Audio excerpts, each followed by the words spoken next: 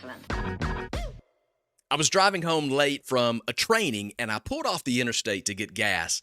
And I hadn't eaten, so I decided to walk into the subway that was attached to the gas station.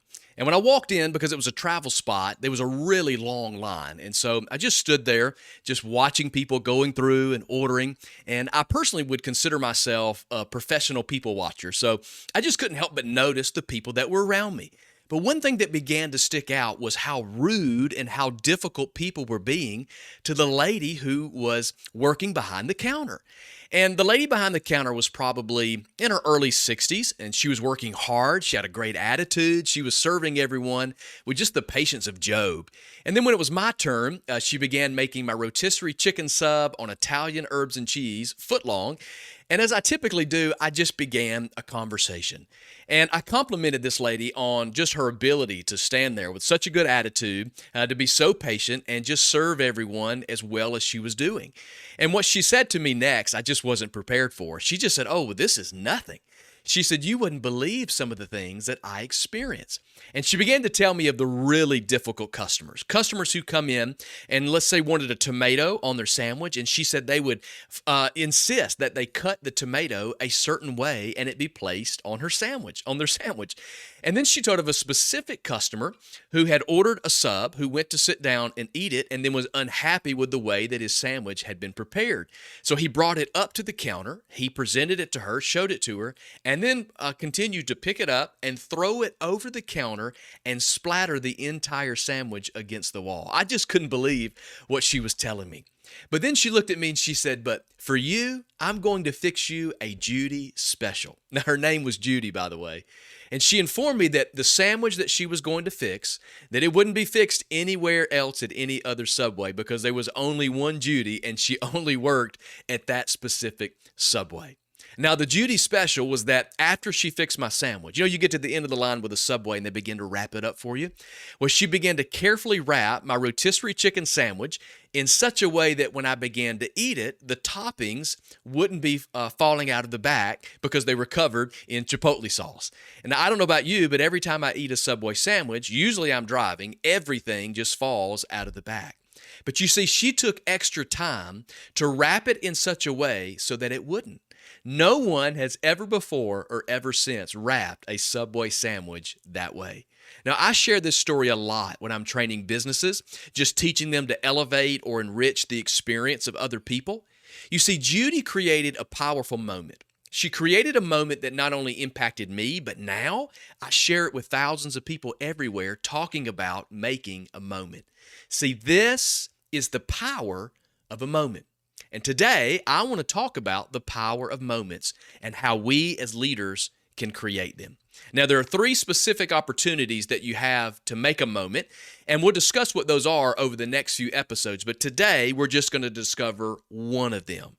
So I want to welcome you to the Mind Your Business podcast, the podcast for whatever business is on your mind. Let's get started. Well, that's excellent.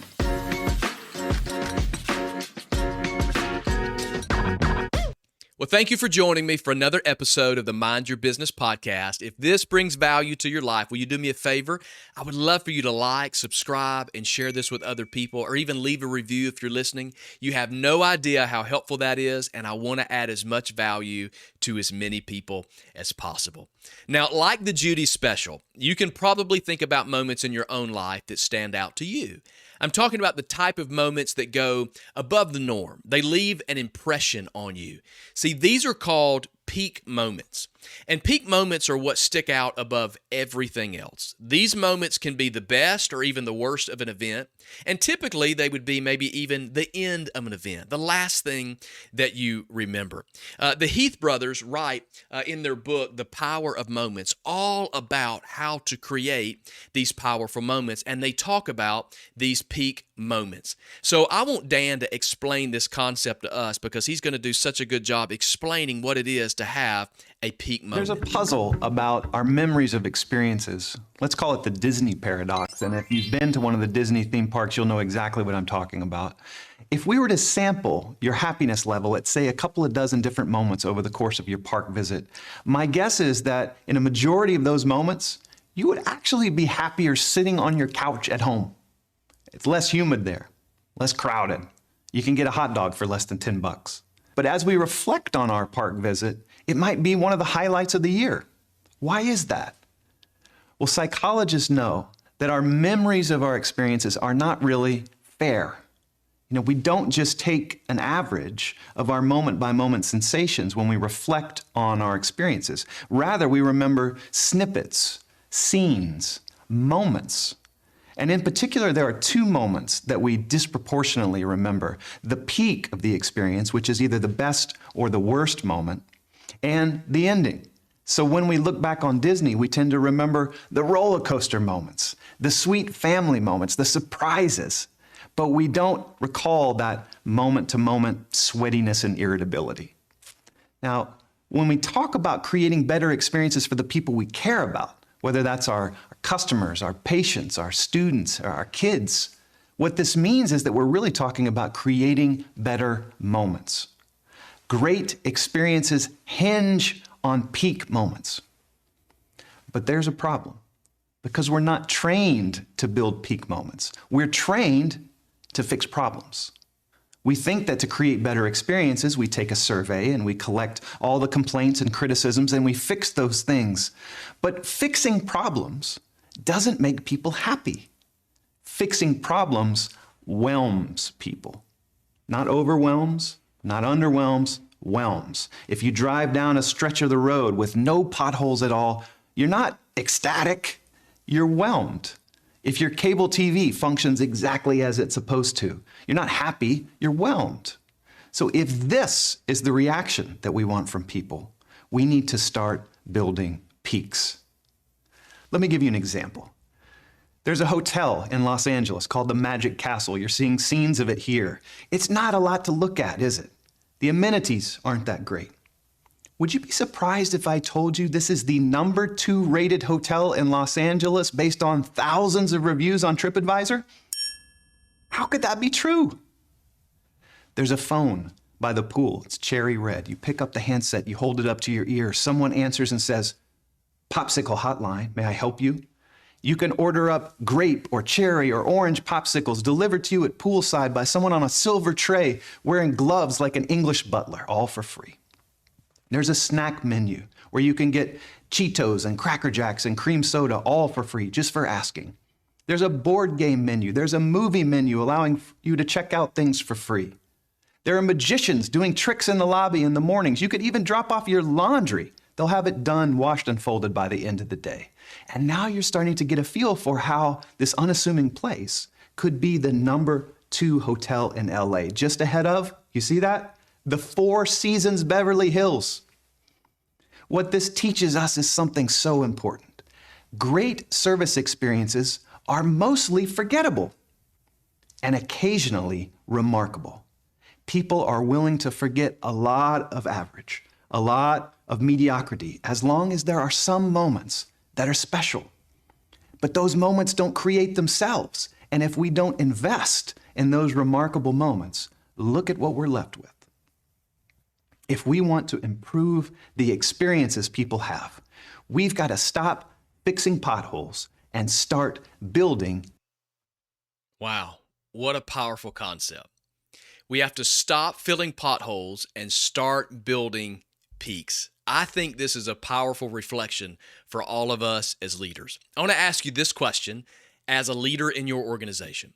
What could change in your whole culture, in your whole organization, if you were to shift your focus from fixing problems to creating unforgettable moments for those who are impacted by your organization?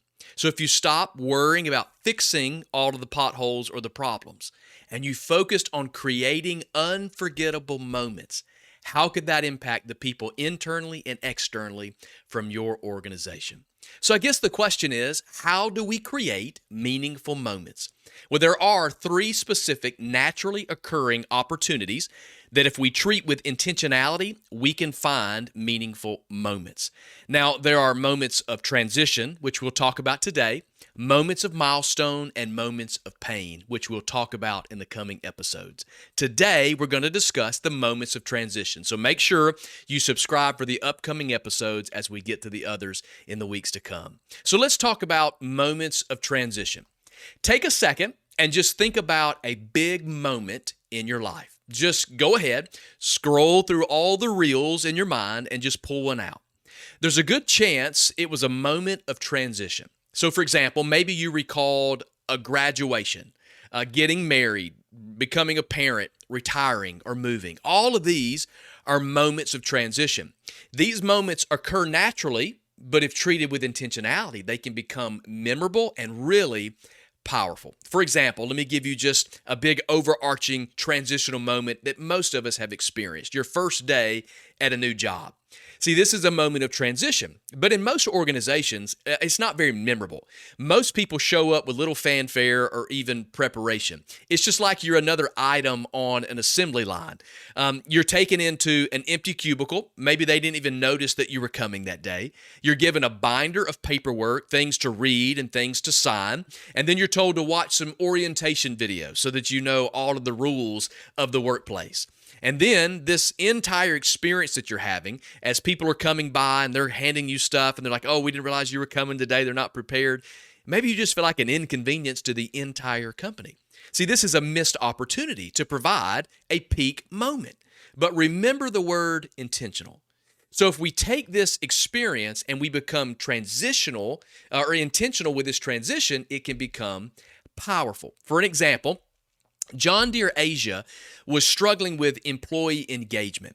So they developed an amazing way of making a moment for employees on their very first day. They wanted to completely reevaluate and reprogram the culture. So in his book, Dan writes about this and says, shortly after you were to accept a job letter, an offer from John Deere Asia, you would receive a letter. You get something that is sent to you or even an email from John Deere and a friend of John Deere, they would call themselves. And we'll call her Susan for this example. In this email or letter, she introduces herself and then she shares just some of the basics about your first day. Things you need to know, like where to park, what the dress code is, where the lobby is, how to get to the front door, some of the things that you're going to need immediately on your first day.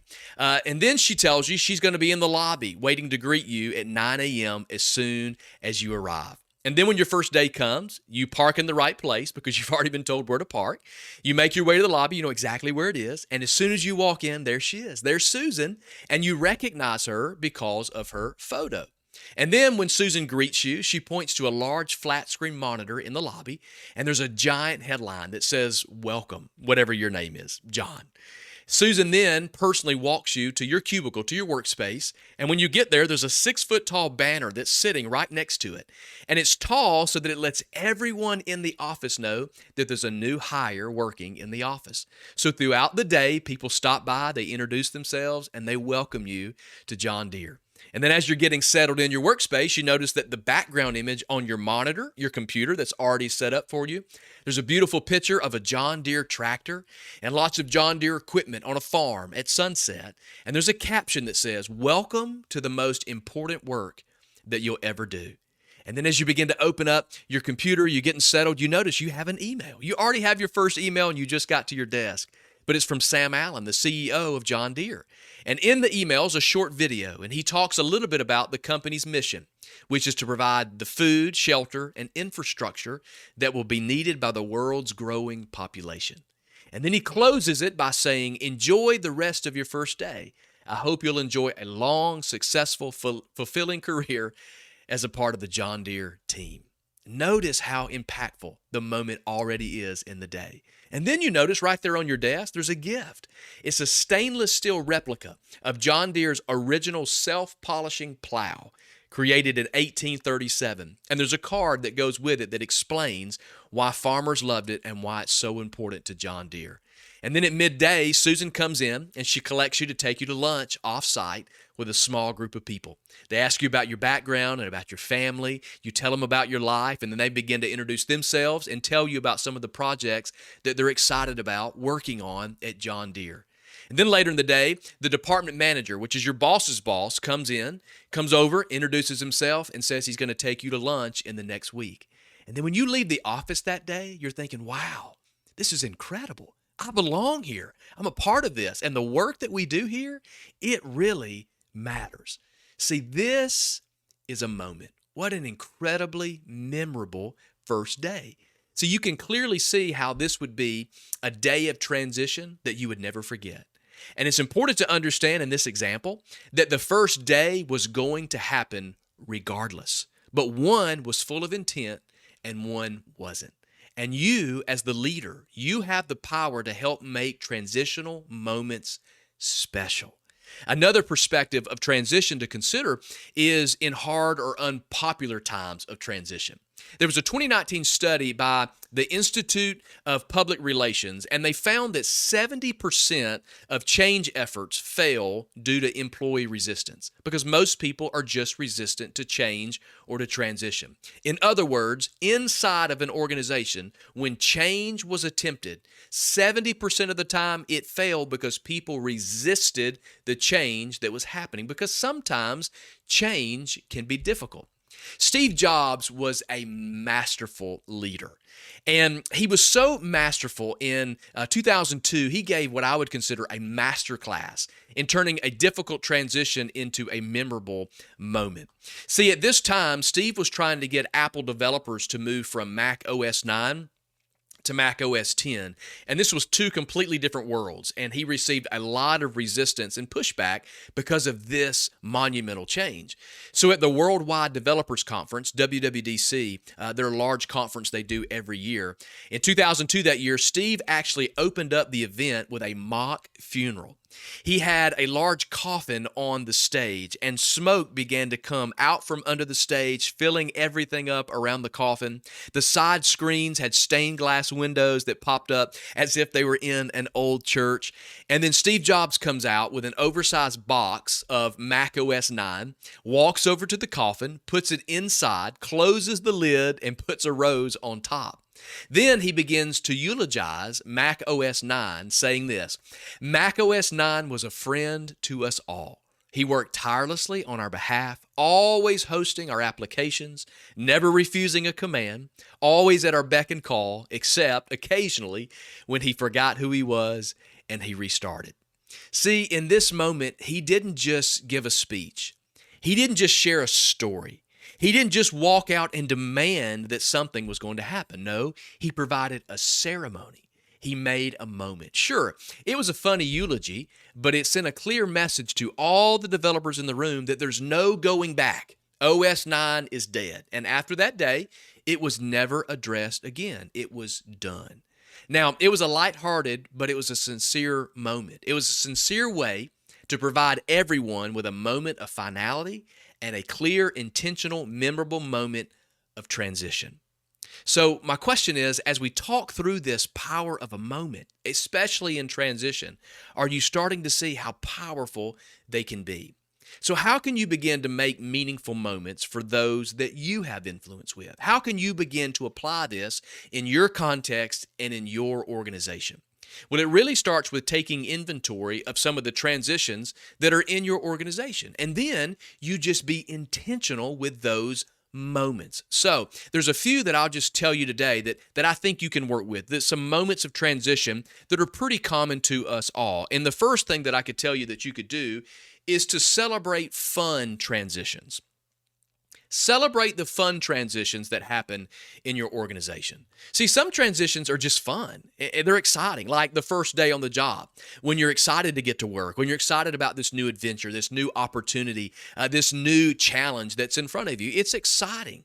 And so you can make this moment memorable by taking advantage of the excitement that's in the air. A promotion that someone would to receive, or even if everyone has been working on a project and you close it out because it's successful. Sure, it's a transition, but everyone is excited. They're proud of it.